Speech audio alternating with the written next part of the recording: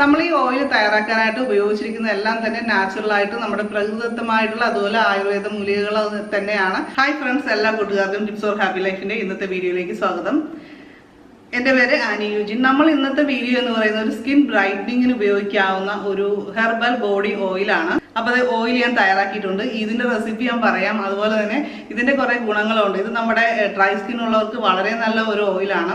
അതുപോലെ തന്നെ സ്കിന്നിൽ ചുളിവുകൾ കാര്യങ്ങളൊക്കെ സ്റ്റാർട്ട് ചെയ്തിട്ടുള്ളവർക്ക്, അകാല വാർദ്ധക്യത്തിൻ്റെ ലക്ഷണങ്ങളൊക്കെ തുടങ്ങുന്നവർക്ക് തീർച്ചയായും ഈ ഓയിൽ നമ്മൾ സ്ഥിരമായിട്ട് ഉപയോഗിച്ച് കഴിഞ്ഞാൽ ആ പ്രശ്നങ്ങളൊക്കെ വളരെയേറെ നമുക്ക് കൺട്രോൾ ചെയ്ത് നിർത്താനായിട്ട് പറ്റും. അതോടൊപ്പം അതിൻ്റെതായ എക്സസൈസും കാര്യങ്ങളും നമ്മൾ ഫേസിലൊക്കെയാണ് ഇടിവുകളും കാര്യങ്ങളും ഉണ്ടെങ്കിൽ നമ്മൾ ഇങ്ങനെ വേണം മസാജ് കൊടുക്കാൻ. അതുകൊണ്ട് കഴുത്തിലാണെങ്കിലും ഇതേ രീതിയിൽ മുകളിലോട്ട് വേണം മസാജ് കൊടുക്കാൻ. അപ്പോൾ അങ്ങനെയുള്ള കാര്യങ്ങൾ ചെയ്താൽ ഈ പ്രശ്നങ്ങൾ ഒരു പരിധിവരെ നമുക്ക് കൺട്രോൾ ചെയ്ത് നിർത്താൻ പറ്റും. അതുപോലെ തന്നെ സ്കിൻ ബ്രൈറ്റനിങ്ങിന് വളരെ യൂസ്ഫുൾ ആയിട്ടുള്ള കുറേ ഇൻഗ്രീഡിയൻസ് ആണ് ഇതിൻ്റെ അകത്ത് നമ്മൾ ചേർത്തിരിക്കുന്നത്. ഈ ഹെർബൽ ഓയിൽ നമ്മുടെ ബ്ലഡ് സർക്കുലേഷൻ വർദ്ധിപ്പിക്കാനായിട്ട് സഹായിക്കും. ബ്ലഡ് സർക്കുലേഷൻ വർദ്ധിച്ചു കഴിഞ്ഞാലുള്ള മറ്റൊരു ബെനിഫിറ്റ് എന്ന് പറയുന്നത് കൊളാജൻ ഉൽപ്പാദനം കറക്റ്റായിട്ട് നടക്കാനായിട്ട് അത് സഹായിക്കുന്നുണ്ട്. അതായത് പ്രോപ്പർ രീതിയിൽ നടന്നാൽ മാത്രമേ നമ്മുടെ സ്കിന്നിന് ആ കളറും അതുപോലെ തന്നെ ചുളിവുകളൊക്കെ അകറ്റാനും ഒക്കെ സാധിക്കുകയുള്ളൂ. ഇല്ലെങ്കിലാണ് ഇത്തരം പ്രശ്നങ്ങൾ കൂടുതലായിട്ട് കാണുന്നത്. അപ്പോൾ ഏതെങ്കിലും ഒരു ബോഡി പാർട്ടിലായിരിക്കും ഈ ഒരു പ്രശ്നം വരിക. അപ്പോൾ അതെല്ലാം തടയാനായിട്ട് ഇത് വളരെ യൂസ്ഫുൾ ആയിട്ടുള്ളൊരു ഓയിലാണ്. അപ്പോൾ നിങ്ങൾ ചെയ്യേണ്ടത് ഈ വീഡിയോ മുഴുവനായിട്ടും കാണുക, സ്കിപ്പ് ചെയ്യാതെ കാണുക. എന്നാൽ മാത്രമേ കറക്റ്റായിട്ട് ഇത് ഉണ്ടാക്കുന്ന വിധവും അതുപോലെ ഉപയോഗിക്കേണ്ട വിധവും നിങ്ങൾക്ക് മനസ്സിലാവുള്ളൂ. ഇല്ലെങ്കിൽ നിങ്ങൾക്ക് ക്ലിയർ ആയിട്ട് മനസ്സിലാവില്ല. അതുപോലെ ഉണ്ടാക്കി കഴിഞ്ഞ് ഫ്ലോപ്പായി പോകാനും സാധ്യതയുണ്ട്. അപ്പോൾ അതുകൊണ്ട് ശ്രദ്ധിച്ച് കാണുക. നമ്മുടെ ഈ ഹെർബൽ ബോഡി ഓയിൽ തയ്യാറാക്കാനായിട്ട് നമുക്ക് കുറച്ച് പച്ചമഞ്ഞൾ വേണം. ഇത് ഞങ്ങളുടെ ചെടിയിലെ മഞ്ഞൾ തന്നെയാണ്. പച്ചമരുന്ന് കടകളിലോ അല്ലെങ്കിൽ വൈദ്യശാലകളിലോ ഒക്കെ നമുക്കിത് വാങ്ങിക്കാൻ കിട്ടും. ഇപ്പോൾ ആരുടെയെങ്കിലും കയ്യിൽ ഇല്ല എന്ന് വിചാരിച്ചിട്ട് വിഷമിക്കാനൊന്നുമില്ല. മഞ്ഞൾ നമ്മൾ ഓയിൽ ചേർക്കുന്നത് മൂലം ഓയിലി സ്കിന്നുകാർക്കും ഇത് ഉപയോഗിക്കാം, ഡ്രൈ സ്കിന്നുകാർക്ക് പിന്നെ പറയാനുമില്ല, പിന്നെ നോർമൽ സ്കിന്നുകാർക്കും എല്ലാവർക്കും തന്നെ ഒരു യോജിക്കുന്ന ഒരു ഓയിലായിട്ട് നമുക്ക് തയ്യാറാക്കാൻ സാധിക്കും. പാടുകൾ മാറാനും അതുപോലെ നിറം വയ്ക്കാനും ഒക്കെ മഞ്ഞൾ ചേർന്ന എണ്ണ നല്ലതാണ്. പിന്നെ അടുത്ത ഇൻഗ്രീഡിയൻ്റ് എന്ന് പറയുന്നത് ആമ്പലിൻ്റെ പൂവാണ് ഞാനിവിടെ എടുത്തിരിക്കുന്നത്. ഇതിന് പകരം നിങ്ങൾക്ക് റോസാപ്പൂവോ മുല്ലപ്പൂക്കളോ എന്ത് വേണമെങ്കിലും എടുക്കാം. ഇത് നമ്മുടെ ചർമ്മത്തിൻ്റെ ഇലാസ്റ്റികത നിലനിർത്താനായിട്ട് സഹായിക്കുന്ന ഒന്നാണ്. സ്കിൻ സെൽസ് സ്ട്രോങ് ആയിട്ട് നിലനിൽക്കും. ചുളിവുകളൊന്നും ഇല്ലാതെ സംരക്ഷിക്കാനായിട്ട് സഹായിക്കും. ഇപ്പോൾ ടീനേജിൽ തന്നെ ഈ ഒരു കാര്യം നമുക്ക് ചെയ്യുന്നത് വളരെ നല്ലതാണ്. അപ്പോൾ കൂടുതൽ പ്രായമാകുമ്പോഴുള്ള പ്രശ്നങ്ങളൊക്കെ ഉണ്ടാവാതിരിക്കാനായിട്ട് ഇത് ഉപയോഗിക്കാവുന്ന ഒന്നാണ്. അതുപോലെ തന്നെ സ്കിൻ ബ്രൈറ്റനിങ് പ്രോപ്പർട്ടീസ് ഉണ്ട്. അപ്പോൾ ചർമ്മത്തിന് നല്ല നിറം കിട്ടാനായിട്ടും ഇത് ഉപയോഗിക്കാം. ഫ്ലവർ എസൻഷ്യൽ ഓയിൽസ് ഒക്കെ നമുക്ക് ഒരുപാട് ഓൺലൈൻ സൈറ്റുകളിൽ നിന്നൊക്കെ വാങ്ങിക്കാൻ കിട്ടും. അപ്പോൾ അതിൻ്റെ ആ ഗുണങ്ങളാണ് നമ്മൾ ഈ റോസപ്പൂവോ അല്ലെങ്കിൽ ആമ്പലിൻ്റെ പൂക്കളോ താമരയുടെ ഇതളുകളോ ഒക്കെ നമ്മൾ ചേർക്കുമ്പോൾ നമുക്ക് കിട്ടുന്നത്. അത്രയേറെ മൂല്യമുള്ള ഒരു ഇൻഗ്രീഡിയൻ്റ് ആണ് ഫ്ലവർ പെറ്റൽസ് എന്ന് പറയുന്നത്. പിന്നെ നമുക്ക് വേണ്ടത് ഒരു വലിയ നാരങ്ങയാണ് വേണ്ടത്. ഇപ്പോൾ ഞാനിവിടെ ബഡ് ഓറഞ്ചിൻ്റെ ജ്യൂസാണ് ഇവിടെ ആഡ് ചെയ്യാൻ പോകുന്നത്. അതാകുമ്പോൾ ഞാൻ 2 എണ്ണമാണ് എടുക്കാൻ പോകുന്നത്. ഇത് നമുക്കൊന്ന് അരച്ചെടുക്കുകയാണ് വേണ്ടത്. ഞങ്ങളിവിടെ ഫസ്റ്റ് ഒന്ന് ചതച്ചതിന് ശേഷമാണ് മിക്സിയിൽ ഒന്നുകൂടി നന്നായിട്ട് എടുക്കാൻ പോകുന്നത്. ഇതിൻ്റെ കുറച്ച് ഇൻഗ്രീഡിയൻ്റ് ആയതുകൊണ്ട് അരച്ച് കിട്ടാനായിട്ടും അരച്ചെടുക്കാനും ഒക്കെ ചെറിയൊരു ബുദ്ധിമുട്ടുണ്ട്. നമ്മൾ കല്ലിലാണെങ്കിൽ നല്ല പെർഫെക്റ്റ് ആയിട്ട് നമുക്ക് വിചാരിക്കുന്ന പോലെ ചെയ്യാൻ പറ്റും. അപ്പോൾ ഇനി നമുക്കിതൊന്ന് പിഴിഞ്ഞ് അതിൻ്റെ നീരെടുക്കണം, ഒന്ന് അരിച്ചെടുക്കണം കേട്ടോ. ഇതിൻ്റെ നീര് നമ്മളിവിടെ ജ്യൂസ് റെഡിയാക്കി വെച്ചിട്ടുണ്ട്.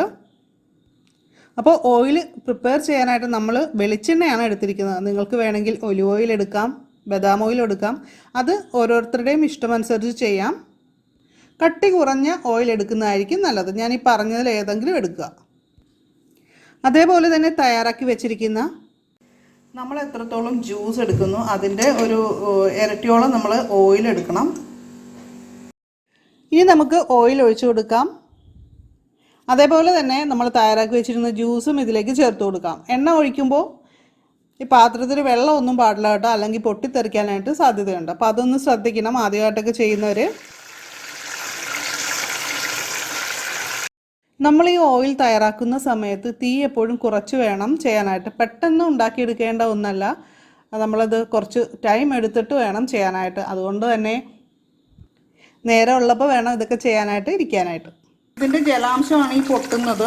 കാര്യം മഞ്ഞളിൽ വെള്ളമുണ്ട്, അതുപോലെ തന്നെ നമ്മുടെ ആ പൂവിലൊക്കെ വെള്ളമുണ്ട്, നാരങ്ങാ നീര്. ഇതിൻ്റെ എല്ലാത്തിൻ്റെയും ഗുണങ്ങൾ നമ്മുടെ ഓയിലിലേക്ക് പിടിക്കാനായിട്ടാണ് നമ്മൾ ഈ വെയിറ്റ് ചെയ്യുന്നത്. അതുപോലെ ജലാംശമുള്ളത് പൊട്ടി തീരണം, എന്നാൽ മാത്രമേ നമുക്ക് സ്റ്റോർ ചെയ്ത് വെക്കാൻ പറ്റുള്ളൂ. നമ്മളിത് ഒരുപാട് നാളത്തേക്കല്ല ഉണ്ടാക്കുന്നത്, കുറച്ചാണ് നമ്മൾ ഉണ്ടാക്കുന്നത്, എങ്കിൽ പോലും ആ ഒരു രീതിയിൽ ചെയ്തു വെക്കണതാണ് കൂടുതൽ നല്ലത്. നമ്മുടെ വെള്ളമെല്ലാം പറ്റി തീർന്നിട്ടുണ്ട്, അതെല്ലാം പൊട്ടി തീർന്നു. ഇപ്പം നമ്മുടെ ഓയിൽ റെഡി ആയിട്ടുണ്ട്. ഇനി നമുക്ക് തീ ഓഫ് ചെയ്യാം. ഇതാണ് അതിൻ്റെ ഒരു പാകം. നിങ്ങൾ ശ്രദ്ധിച്ച് വേണം, ഇതേപോലെ തന്നെ ഈ ഒരു പരുവത്തിനാവുമ്പോൾ തന്നെ നമ്മൾ ഓഫാക്കണം. ഒരു യെല്ലോയിഷ് കളറാണ്. ഓയിൽ നന്നായിട്ട് തണുത്ത ശേഷം നമുക്കൊരു കുപ്പിയിൽ ഒഴിച്ചു വയ്ക്കാം. വളരെ സിമ്പിളായിട്ട് ഉണ്ടാക്കി ഉപയോഗിക്കാൻ പറ്റിയ നല്ലൊരു ഓയിലാണ്. ഞാനിതിൻ്റെ ഓരോന്നിൻ്റെയും അളവ് ഒരു കൈക്കണക്കാണ് ഞാൻ എടുത്തിരിക്കുന്നത് കേട്ടോ. അപ്പോൾ നിങ്ങളത് നോക്കിയിട്ട് മനസ്സിലാക്കിയാൽ മതി. ഞാനിവിടെ ഒരു ആമ്പൽപ്പൂവ് നല്ല വലിപ്പമുള്ളതാണ് എടുത്തിരിക്കുന്നത്. അപ്പോൾ അതിലൊക്കെ പിന്നെ ഒരു 3 കഷ്ണം മഞ്ഞൾ. അപ്പോൾ അതൊക്കെ വലിപ്പം നമ്മുടെ കയ്യിലുള്ളത് അനുസരിച്ച് നമ്മൾ ചെയ്യുക. അപ്പോൾ നമ്മൾ വളരെ സിമ്പിളായിട്ട് നമ്മുടെ ഓയിൽ തയ്യാറാക്കിയിട്ടുണ്ട്. അപ്പോൾ ഇത് ഉപയോഗിക്കേണ്ട വിധം എങ്ങനെയാണെന്ന് ഞാൻ പറഞ്ഞുതരാം. ഇത് നമ്മൾ കുളി കഴിഞ്ഞിട്ട് നമ്മുടെ സ്കിന്ന് നനഞ്ഞിരിക്കുന്ന അവസ്ഥയിൽ, അതായത് മുഴുവനും ഡ്രൈ ആകുന്നതിന് മുമ്പായിട്ടുള്ള ആ സ്റ്റേജിൽ വേണം ജസ്റ്റ് ഒന്ന് തോർത്തിയതിന് ശേഷം നമ്മളിത് ഫുൾ ബോഡി അപ്ലൈ ചെയ്യാവുന്ന ഒരു ഓയിലാണ്.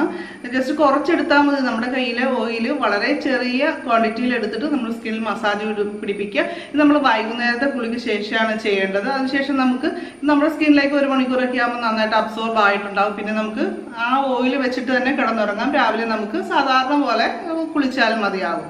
ആ ഒരു രീതിയിൽ ചെയ്താൽ മതി. ഇപ്പോൾ ഒരു 1-2 മാസങ്ങൾ കൊണ്ട് തന്നെ നമ്മുടെ സ്കിന്നിൽ ആ വ്യത്യാസം നമുക്ക് ഫീൽ ചെയ്ത് തുടങ്ങും.